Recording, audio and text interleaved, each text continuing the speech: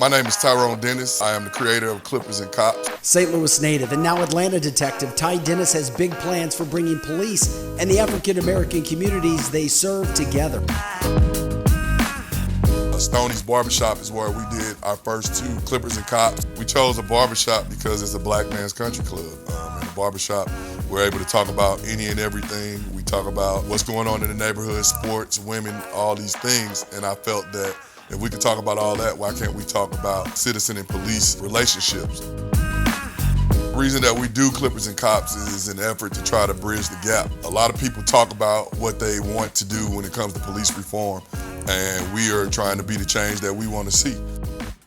Today, we're going back to Atlanta Police Headquarters, where my career began. We're also going to South Atlanta High School to check on some high school students that we met a couple of years ago. And then we're going to end the day at Georgia Tech with the Georgia Tech basketball team. For the most part, most law enforcement go to work, do their job, and they do it correctly. All it takes is one officer to do something incorrectly and it goes viral, and then we're back at square one. We're trying to make ourselves available to the communities in which we serve so that people have an outlet to be able to ask, why did that happen and what can we do to improve it? If the police stopped you right now, what do you do? So if I stopped you, let me explain what I stopped you for. If, say for example, I stopped you and you got a bag of weed in the car, right? Is that worth your life?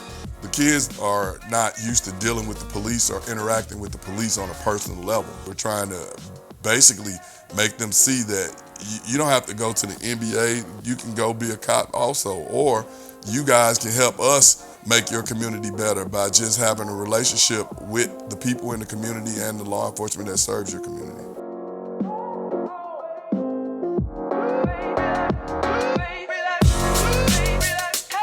Police reform starts with, first off, the community accepting the police, but the police making themselves available to the communities in which they serve.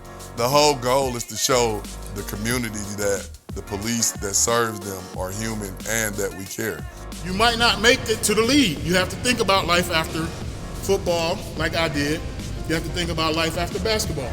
Guys that play college ball may think that they're somebody or think that they can't be touched. And these young men need to know that their college careers can be gone down the tubes over one simple mistake. And you could be on ESPN today and then you could be in cuffs tomorrow.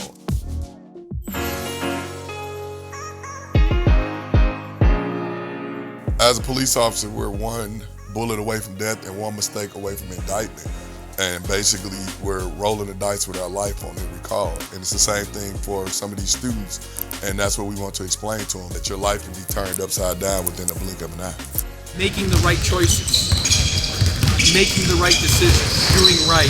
And I just think the way the Clippers and Cops group spoke about it and let everybody know on the path and avenue that you need to stay on was very, very powerful. Very fortunate and thankful and grateful that we could have Clippers and Cops be able to speak to our student athletes here at Georgia Tech. We have to change for the better. We can't live without law enforcement, and law enforcement can't live without the community. Our livelihoods depend on it. I think with every officer involved shooting, we take 2 steps back, and we can't just give up and say that's the way it is. We can't police the way that we've always policed. Things have changed, the world has changed, and we're just trying to be out in front of it, being that change.